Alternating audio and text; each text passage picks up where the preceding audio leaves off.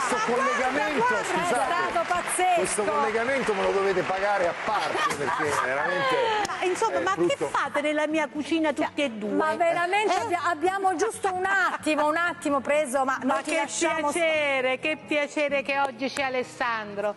Oi vita mia, oi cuore, e chi stu cuore si state, o primo amore, o prima e l'ultima sarrai a me. Beatrice, oi vita... No, sfruttavo la dedica, diciamo. Che tesoro, lui è un artista che ha peso, misura e qualità. Basta, Ce l'ha tutte, ma soprattutto peso, come si dice.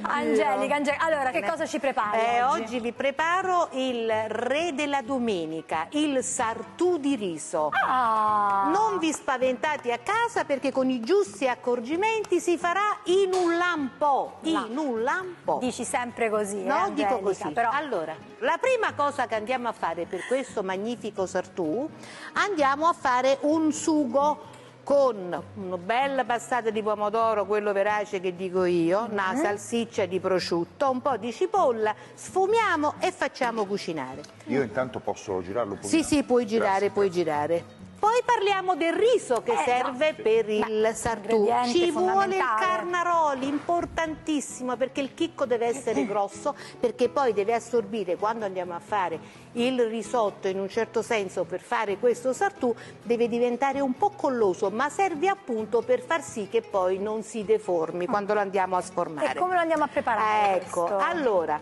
intanto io che cosa ho preparato qui? Un brodo vegetale. Ecco, perché il risotto va fatto sempre con un po' di brodo vegetale. Importante, il riso deve cantare, quindi burro, mettiamo il riso e dobbiamo sentire quello scrocchiolio che fa il riso. Angelica, c'è anche il riso che canta, certo, signore, certo. qui non è che... La tostatura del riso. A noi facciamo la tostatura, lei canta, il suo riso il mio riso canta, perché fa cic, fa così. Intanto questo è quello che abbiamo, Ma tu con io ho realizzato. Il riso, come te la cavi? Sì, mi piace Bene. moltissimo, mi chiedono a casa di fare spesso i piatti di mare, perché venendo da Taranto, in Toscana, diciamo, è meno frequente mangiare il pesce, e faccio dell'ottimo risotto di mare. Vedi, Sì, mi piace poi chiamiamo molto. Beatrice, vediamo Sì. se... No, ma può confermare, anche perché se non lo fa, poi quando torno a casa facciamo i conti.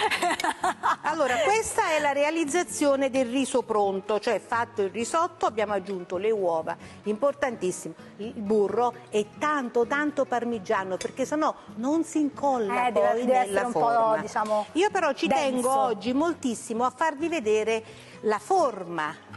Io ho questo tegame, amiche a casa, che è del 1915, voi non ci crederete, è vecchissimo.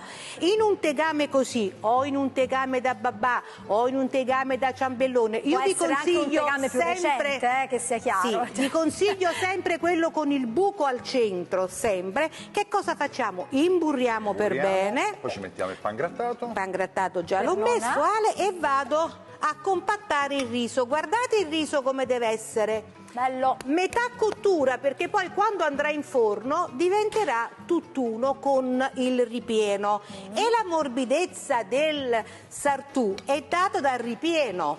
Quindi, eccoci qua. Oh ripiena mia, oh cuore. Allora guardate che faccio. Questo è un piatto proprio ideale per la domenica. Guarda, è bellissimo. E il concetto anche, andiamo tanto dietro ai regimi alimentari. Sì. Alla fine è un piatto sostanzioso, ma è un piatto unico. È un piatto unico. Beh, certo. Allora, ho mettici anche qualcos'altro, Alessandro, dentro, non lo so. Ho compattato il riso, metto le polpettine, il piselli, guardate, belli abbondanti. In questo caso appunto li facciamo cuocere con la pancetta, poi sfumiamo con un po' di vino bianco, i piselli. Certo, bravo, con un buon vino bianco pugliese. Eccolo. Quindi guardate che bel ripieno che ho preparato, guardate qua. E un'altra cosa fondamentale, la mozzarella di bufala, deve essere bufala, non fior di latte, per favore. Vi prego. Tante Poi guarda la qualità dei prodotti. salsiccia fatta a rondelle. Cioè, A una volta che l'abbiamo tolta dal ragù, la facciamo freddare e facciamo facciamo queste fettine di salsiccia. ok. Quindi Alessandro, avete visto che ripieno che è venuto fuori? Tutto questo va in forno quanto tempo? Aspetta, non è finito, lo no. dobbiamo coprire. Pensavo Copriamo capito. con il Scusate, riso. ero- Copriamo È con il tutto riso. stratificato. Ero persa la parte finale, diciamo. Ma dai, mi fai una piccola cosa di Pino Daniele? Dai. Qualcosa di Pino Daniele? Sì, dai, mentre io riempio qui. My name, your name, ma che importanza ha? Ci mangiamo sartua domenica mattina. Riempito il tutto.